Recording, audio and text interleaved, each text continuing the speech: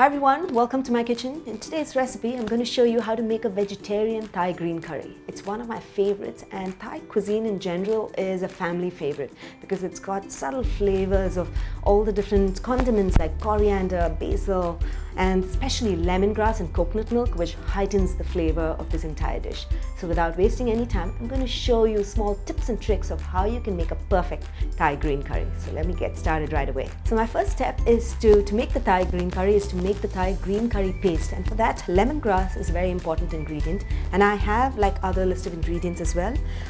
Curing the lemongrass is extremely important, and knowing how to do it is I'm going to show you how to do that as well. So first, typically when you buy a lemongrass, you get it with a lot of other leaves on the top. I've essentially removed it, but I've kept a lot of it aside for you so that I can show you how to do that.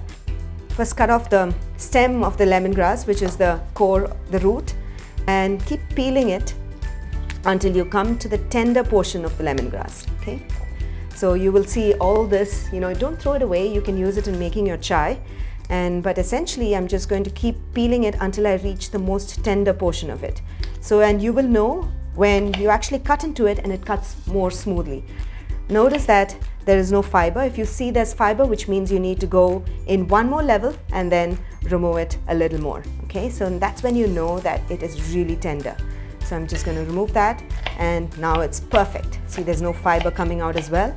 And this is how you essentially use the most thinnest part of the stem.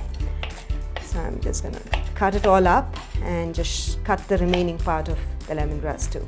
So that's garlic. I'm just going to leave it as it is and don't need to chop. And I have some ginger, and I have some green chilies.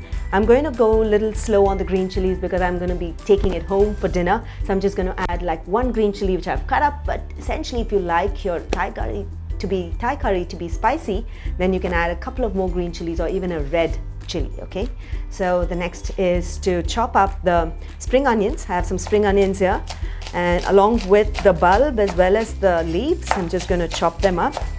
And I have some coriander leaves here. Just going to chop this up as well, and some basil leaves, and I have some roughly chopped onions. So I'm just going to go ahead and add in just all of it, which I chopped, into my mixer grinder, and then we'll blend into a nice smooth paste. Add in the onions. So you have to add some cumin seeds, coriander seeds, which are another important flavoring ingredient, and some black peppercorns to add to the punch, along with some water. And we'll just blend it.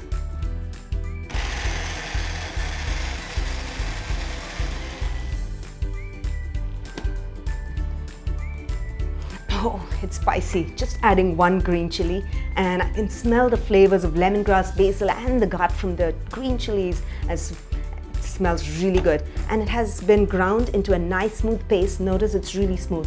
A lot of times when you actually use lemongrass, people have this common complaint that it's very fibery and it's not smooth. Just follow the tips of how to cure the lemongrass as I showed you in the beginning, and you should not have that problem of fiber. And if you do, then grind it for a little longer time with some warm water, and it should be okay. Okay, so now that this is ready, I'm going to go dive in to saute the vegetables and then make the Thai green curry. So now the first step is to roast all the ingredients. Into my kadai, I'm going to add in some oil, just a little bit of oil, because I'm going to almost steam cook and pan toss all these vegetables. And the vegetables that you add into a Thai green curry is completely your choice, it's personal, but I love to load it with a lot of vegetables. I'm going to add in some green and red capsicum. Okay, I'm just going to add it in. And in fact, all these vegetables are so tender that can be added all together. Some baby corn, some zucchini, which is green. I've cut them long. You can cut them into chunks. It's your personal choice of how you want to cut them. Some yellow zucchini and some carrots and broccoli. Sprinkle some salt and then stir fry all of these ingredients until it becomes lightly soft. I like it to be a little crunchy, and so that the colors stand out as well. So you just want it to have a nice bite and still the vegetables are not raw. So let's just stir fry them. We're going to sprinkle just a little bit of water. That's completely optional, but I like to because then it helps to create that extra little moisture and then steam the vegetables quickly as well. So let's stir fry. I'm going to just sprinkle just a little bit of water. I'm going to cover the pan and allow the vegetables to steam cook for about a couple of minutes. Keep stir frying it in between. So while the vegetables are steaming, it's going to take a couple of minutes, and in that process I'm going to show you how to saute the green curry paste, add in the coconut milk and get all the flavors in. So I'm going to be using a nice wide bowl over here like a saucepan, and into this just a little bit of oil. And we have our Thai green curry paste, which I'm just going to add in. And I'm going to saute this Thai green curry paste for a couple of minutes until you can smell the aromas coming through. It's not that we're cooking it like a masala, but essentially just giving it a toss, and so it cooks a little bit on its own. So about a couple of minutes, not more. As soon as you see that it's bubbling, you know it's done, and I'll add the rest of the ingredients, which are really, really important. So notice that it's begin to bubble, right? And at this stage, I'm just going to keep stirring it. Ensure that you keep stirring it. And at this stage, I'm going to add in the coconut milk. This is freshly squeezed coconut milk. You can also add store-bought coconut milk, and that's absolutely okay. And coconut milk lends in a wonderful flavor to this. And this is going to be a little thick, so you have to dilute it with a little bit of water. I'm going to turn the heat to low on my vegetables so it doesn't burn at the bottom. And just give it a stir. Here, this needs some salt. And the Thai curry has a little bit of sweetness too. So I'm going to add in some brown sugar, and brown sugar is a very nice ingredient. It not only adds to the little bit of color, but also to a light caramel taste to the curry. And the sweetness is purely your choice, amount of sweetness that you like. Like I said, the spices are also up to you as to how spicy that you like. Now give this Thai curry a brisk boil, and once the vegetables are done, that it's cooked, I'm going to add it into this, and then one brisk boil and the Thai curry will be ready to be served. So the Thai curry is simmering away, and I'm going to open my vegetables and take a quick look at it, and I can see that it's getting soft as well. There's a lot of moisture in there. I'm going to turn off the heat, and if you just prick into the vegetables, you'll see the juices oozing out, and then you know that it's done. Give it a bite if you're unsure of it. So take the vegetables and just gradually add it in. Love the color of the nice bright green vegetables there. Okay, awesome. I'm going to add in the tofu.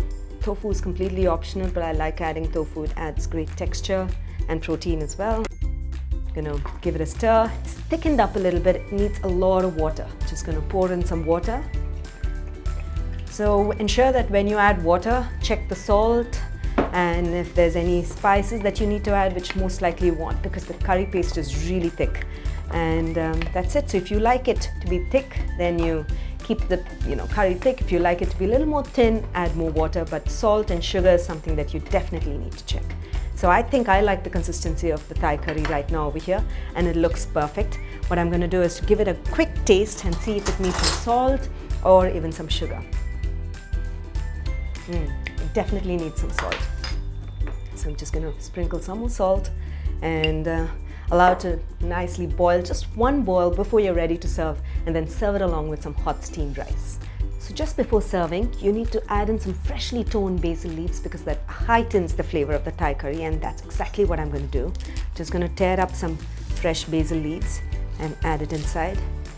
Don't chop them up. Tearing is a great idea because it heightens the flavor and releases all the juices from the basil. Okay, so that's it. So now that this is done, I'm going to quickly serve it into my bowl and enjoy it with a hot bowl of rice.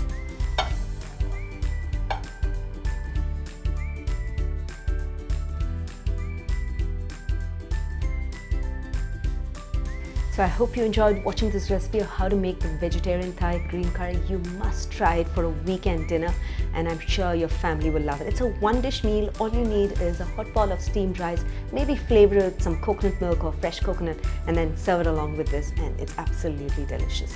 When you do try this recipe, don't forget to share your feedback in the comments below, because I'll always be looking to hear back from you. So until then, until next time, happy cooking and healthy eating.